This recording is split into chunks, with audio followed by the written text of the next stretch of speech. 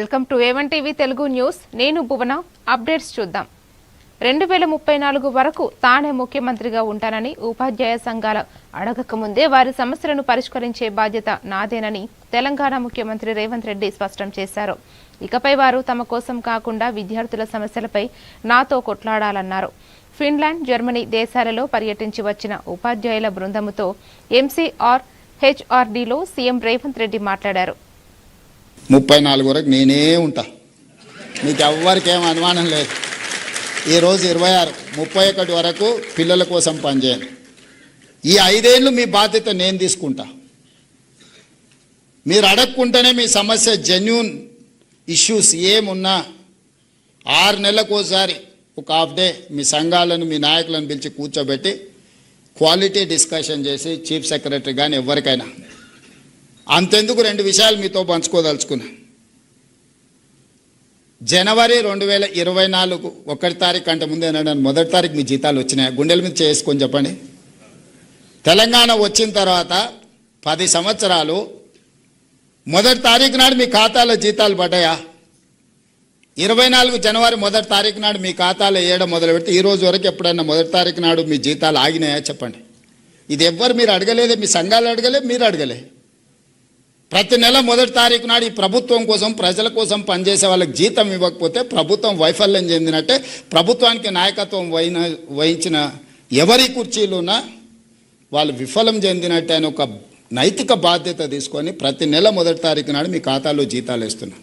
మీ పిల్లల చదువుల కోసం, మీ ఇళ్ళ కోసం లోన్ తెచ్చుకుంటే మీ చెక్స్ డిజైనర్ అయి మీ సిబిల్ స్కోర్ పాడైపోయి మండి పద్దుల కింద మీ ఖాతాలు మారి బ్యాంకుకి వెళ్తే మీకు అప్పు పుట్టని పరిస్థితి ఉండే.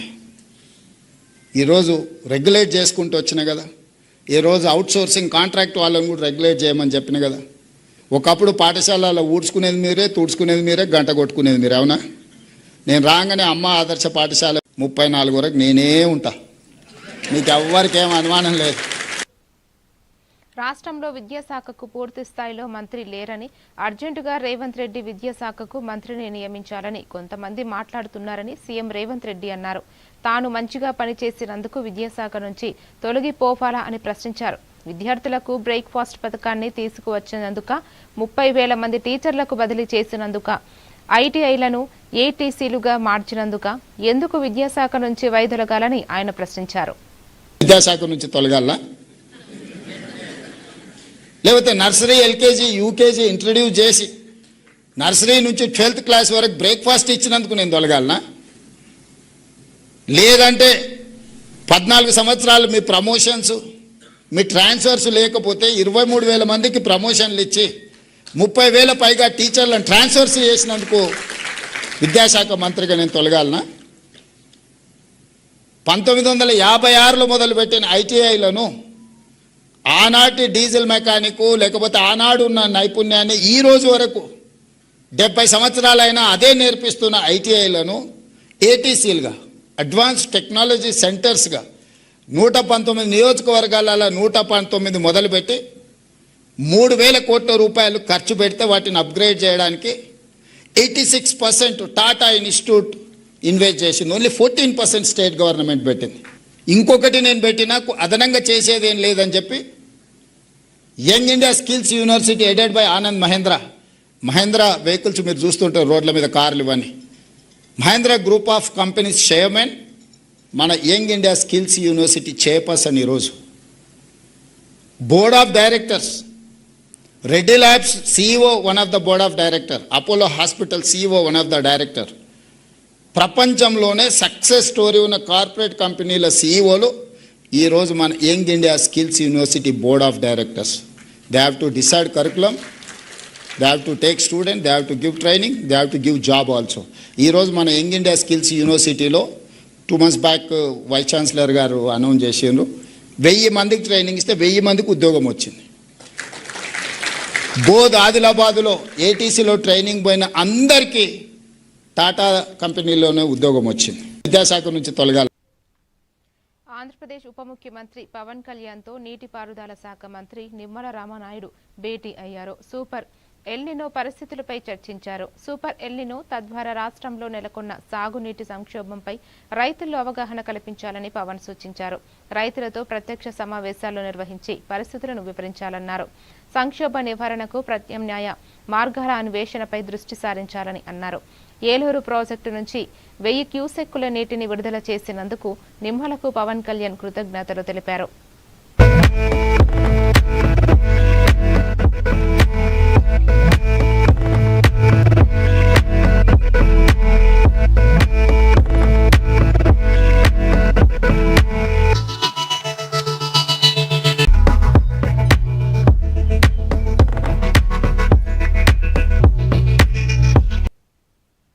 తొలిసారిగా గ్రేటర్ హైదరాబాద్ పరిధిలో 10,000 కోట్లతో బడ్జెట్ ప్రవేశపెట్టి నగరాభివృద్ధికి పాటుపడుతున్నామని మంత్రి శ్రీధర్ బాబు అన్నారు. ఉప్పల్లో 60 కోట్ల నిధులతో ఆయన పలు అభివృద్ధి పనులకు శంకుస్థాపన చేశారు. ఉప్పల్, రామచంద్రపూర్, చిల్కానగర్ లలో 60 కోట్ల ప్రభుత్వ నిధులతో హనుమాన్ వ్యామశాల, ఉప్పల్ బస్సు స్టేషన్ ఆధునీకరణ, రోడ్ల అభివృద్ధికి శంకుస్థాపనలు చేసినట్లు ఆయన వివరించారు. నగర ప్రజలకు స్వచ్ఛమైన గాలి, నీరు ఉండాలనే ఉద్దేశంతో ముఖ్యమంత్రి రేవంత్ రెడ్డి మూసి ప్రక్షాళన చేపట్టారని మంత్రి శ్రీధర్ బాబు వెల్లడించారు.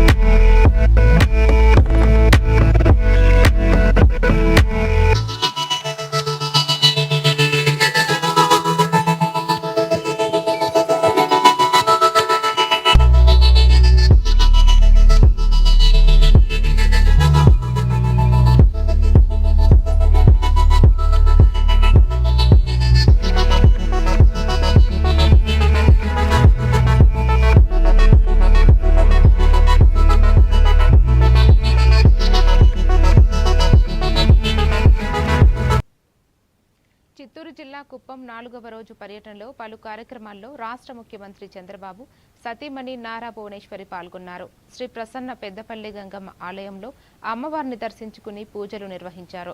అనంతరం ఆలయ ధర్మకర్త శివకుమార్, ఆలయ కార్యనిర్వాహకులు వెంకటేష్, ఆలయ కమిటీ సభ్యులు నారా భువనేశ్వరితో మాట్లాడుతూ ఆలయంలో తరచూ పెళ్లిళ్లు జరుగుతూ ఉంటుందని, ఆలయ ప్రాంగణంలో పెళ్లిళ్ల కొరకు కళ్యాణ మండపం ఏర్పాటు చేస్తే బాగుంటుందని రాతపూర్వకంగా వినతి పత్రం అందజేశారు. ఈ కార్యక్రమానికి తెలుగుదేశం పార్టీ నాయకులు, కార్యకర్తలు, మహిళలు పెద్ద ఎత్తున పాల్గొనడం జరిగింది.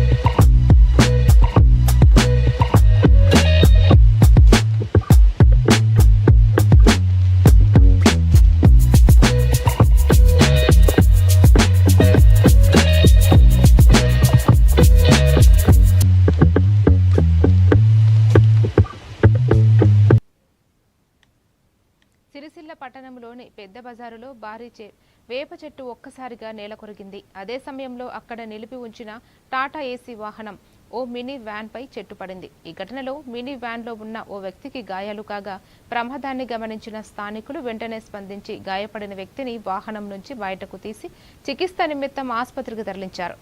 చెట్టు కూలిపోవడంతో విద్యుత్ తీగలు కూడా తెగిపడడంతో కొంతసేపు ఆ ప్రాంతంలో విద్యుత్ సరఫరా అంతరాయం ఏర్పడింది. ఘటన సమయంలో అక్కడ పెద్ద సంఖ్యలో ప్రజలు లేకపోవడంతో పెను ప్రమాదం తప్పిందని స్థానికులు ఊపిరి పీల్చుకున్నారు. సమాచారం అందుకున్న పోలీసులు, మున్సిపల్ సిబ్బంది వెంటనే సంఘటనా స్థలానికి చేరుకుని చెట్టును తొలగించే పనులు చేపట్టారు.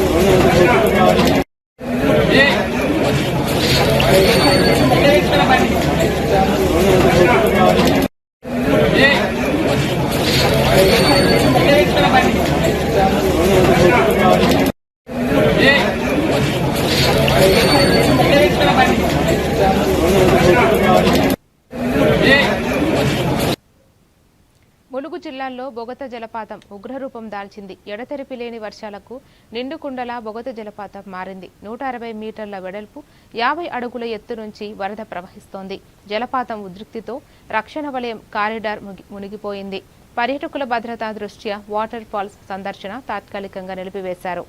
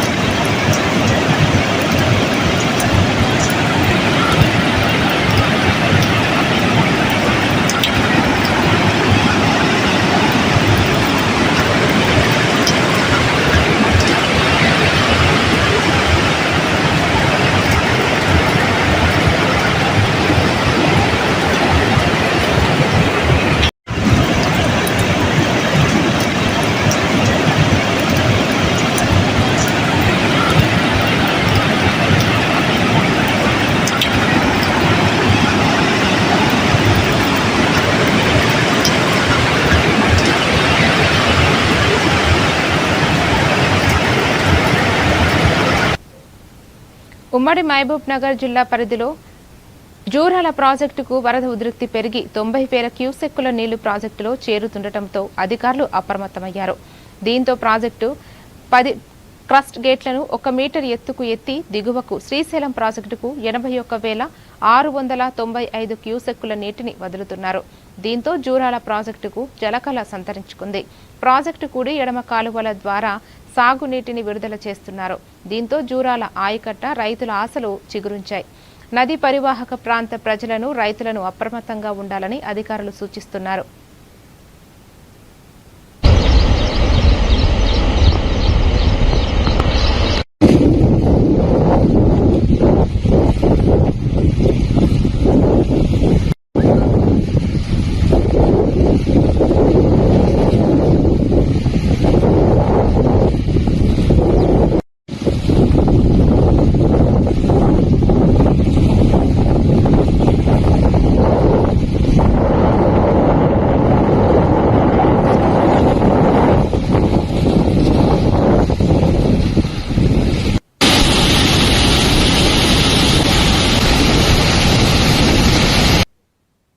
భద్రాద్రి కొత్తగూడెం జిల్లా చెర్ల మండలంలోని తాలిపేరు ప్రాజెక్టుకు వరద ఉధృతి కొనసాగుతోంది. ఎగువన ఛత్తీస్గఢ్లో కురిసిన భారీ వర్షాల కారణంగా ప్రాజెక్టులోని భారీగా వరద నీరు చేరడంతో 24 గేట్లను ఎత్తి 98,761 క్యూసెక్కుల నీటిని గోదావరి నదిలోకి విడుదల చేస్తున్నారు. ప్రస్తుతం రిజర్వాయర్ నీటి మట్టం 72.57 మీటర్లు ఉండగా పూర్తి స్థాయి నీటి మట్టం 74 మీటర్లు. ప్రాజెక్టులోకి 93,632 క్యూసెక్కుల ఇన్ఫ్లో నమోదవుతోంది.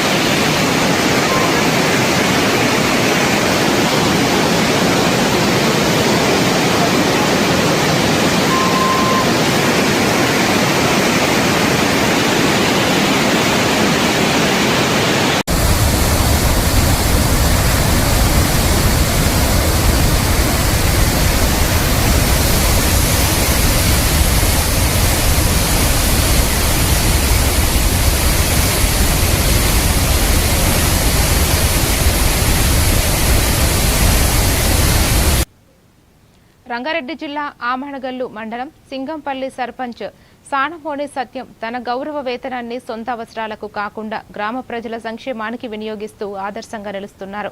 గ్రామంలో పుట్టిన ప్రతి ఆడ శిశువుకు అలాగే అకారణ మరణం చెందిన కుటుంబాలకు గాను 5,016 రూపాయల చొప్పున ఆర్థిక సహాయం అందిస్తున్నారు.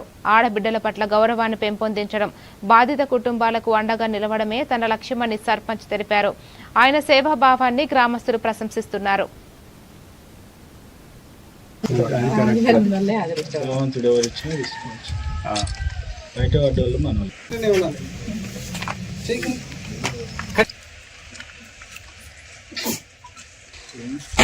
సింగంపల్లి గ్రామ సర్పంచ్ నమస్కారం. ఈరోజు నేను సింగంపల్లి గ్రామ సర్పంచ్ సానమోని సత్యం. నేను ఎలక్షన్లలో గెలిచే ముందు ఒక 3 హామీలు అనేది ఇవ్వడం జరిగింది. సింగంపల్లి గ్రామంలో ఏ ఆడబిడ్డ పుట్టినా ఒక 5,016 రూపాయలు ఇస్తానని, అలాగే ఏ ఆడబిడ్డ పెళ్ళి అయినా 5,016 ఇస్తానని, ఎవరైనా చనిపోయినా ఇట్లా 5,016 ఇస్తానని ఈ హామీ ఇవ్వడం జరిగింది. అలాగే ఇప్పుడు ఊర్లో పెళ్ళిళ్ళకి కానీ ఆడబిడ్డ పుట్టినా కానీ ఎవరైనా చనిపోయినా ఇట్లా నేను ఆ డబ్బులు అనేది ఇవ్వడం జరుగుతుంది.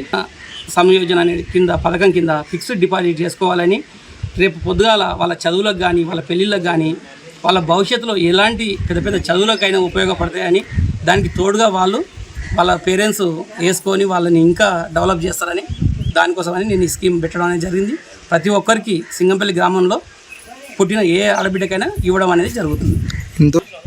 పెళ్ళైన ఆడపడుచులకి 4గురికి పెళ్ళిళ్ళకు డబ్బులు ఇవ్వడం అనేది జరిగింది. ఆడపడుచు కానుక కింద ఒక పాప పుట్టింది. ఆ పాపకు ఒక్కరికే ఇప్పటి వరకు ఫస్ట్ పాపకు ఇవ్వడం అనేది జరిగింది. ఈ పథకం అనేది, ఈ హామీ అనేది నేను సర్పంచ్గా ఉన్న రోజులు ఇవ్వడం అనేది జరుగుతుంది. ఈ డబ్బులు గిట్లా ఒక సర్పంచ్గా గౌరవ వేతనం ఏదైతే ఉందో 6,500 దాంట్లో. కృష్ణా జిల్లా గుడివాడలోని G3 సింధూర థియేటర్లో చెన్నై లవ్ స్టోరీ సినిమా విజయోత్సవ వేడుకలు ఘనంగా నిర్వహించారు. హీరో కిరణ్ అబ్బవరం, హీరోయిన్ గౌరీప్రియ, దర్శకుడు రవి అబ్బోరుకి అభిమానులు ఘన స్వాగతం పలికారు. ఎమ్మెల్యే వేణిగండ్ల రాము కూటమి నాయకులతో కలిసి విజయోత్సవ కేక్ కట్ చేసి చిత్ర బృందాన్ని సత్కరించారు. గుడివాడ ప్రజల ఆదరణ మరువలేనిదని కిరణ్ అబ్బవరం తెలిపారు. చాలా గర్వకారణంగా ఉంది. Congratulations once again and entire team. Congrats అండి, డైరెక్టర్ గారు, అసిస్టెంట్ డైరెక్టర్ గారు.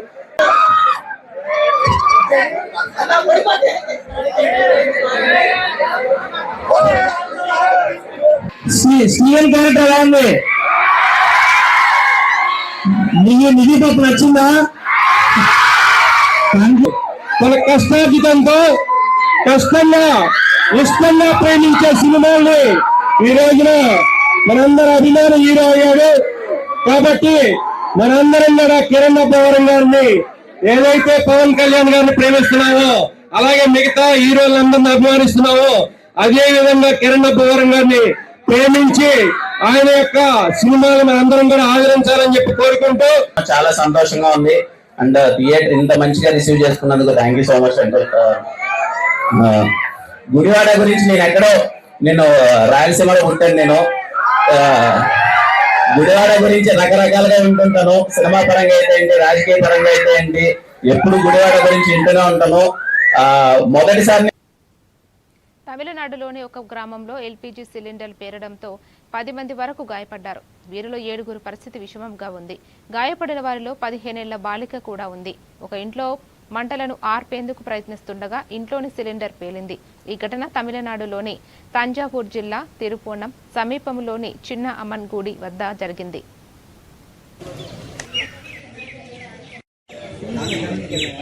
சிலிண்டர் பிடிச்சிட போனா தண்ணி ஊற்றி அவங்க நாட்டு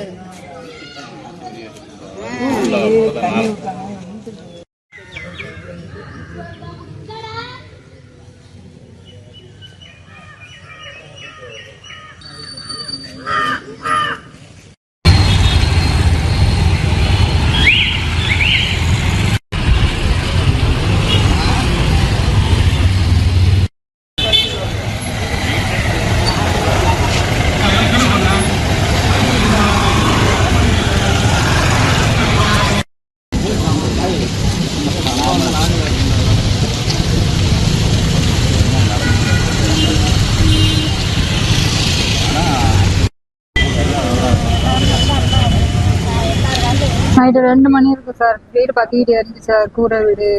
நாங்கள் எல்லாம் புள்ள குட்டியோட வீட்டுக்குள்ள படுத்து தூங்கிட்டு சார். எரி ஊற்றிட்டு போய் கேஸ் எடுத்து வெடிச்சிச்சு sir.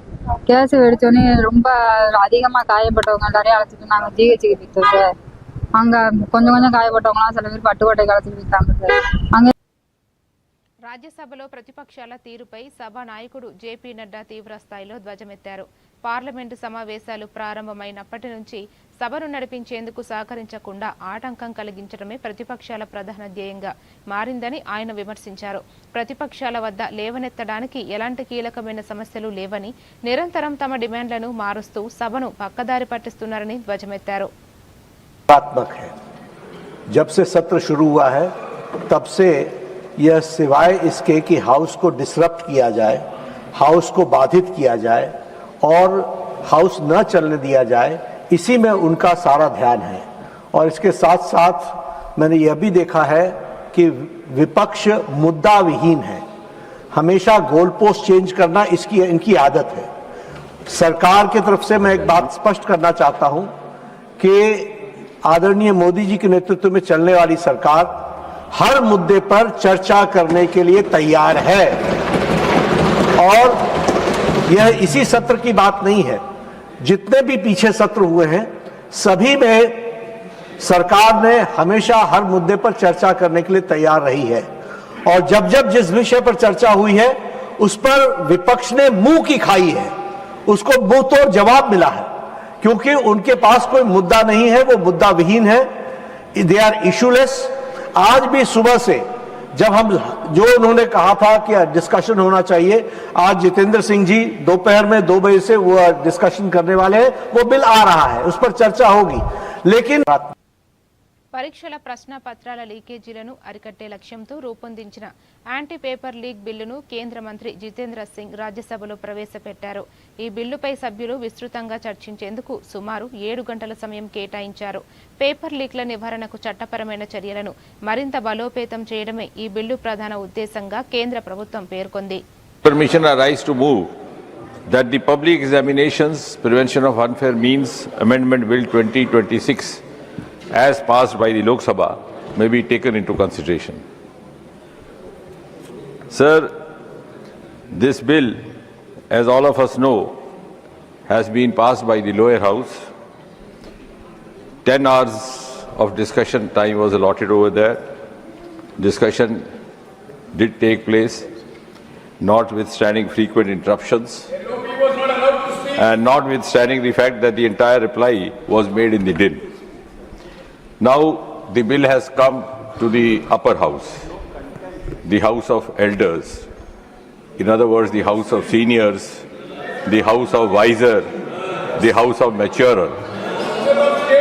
And therefore my humble request would be that the bill may be received and responded to with the same spirit as it is being brought. The Amendment Bill 2026 is in a way an extension of the 2024 Prevention of Unfair Means Bill, which is now an act. The earlier bill and the present amendment are the first of its kind in the history of independent India and directly inspired by the deep sense of sensitivity and concern that Prime Minister Modi ji has time and again expressed.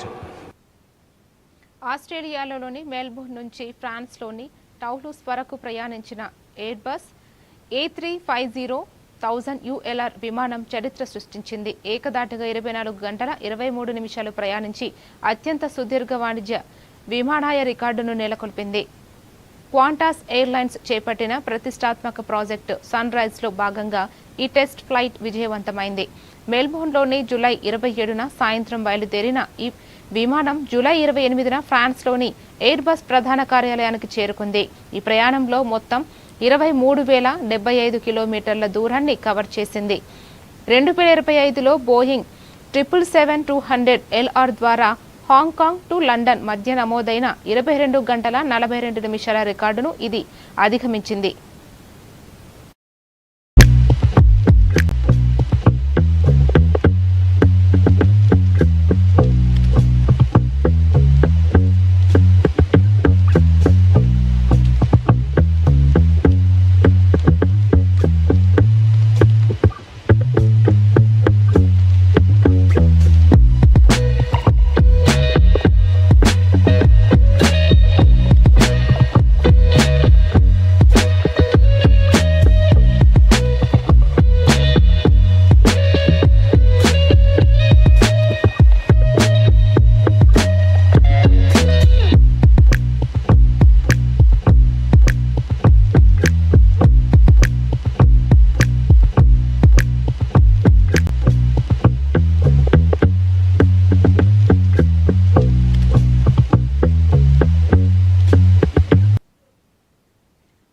అప్డేట్స్తో మళ్ళీ కలుద్దాం. Stay tuned to ABN TV Telugu news.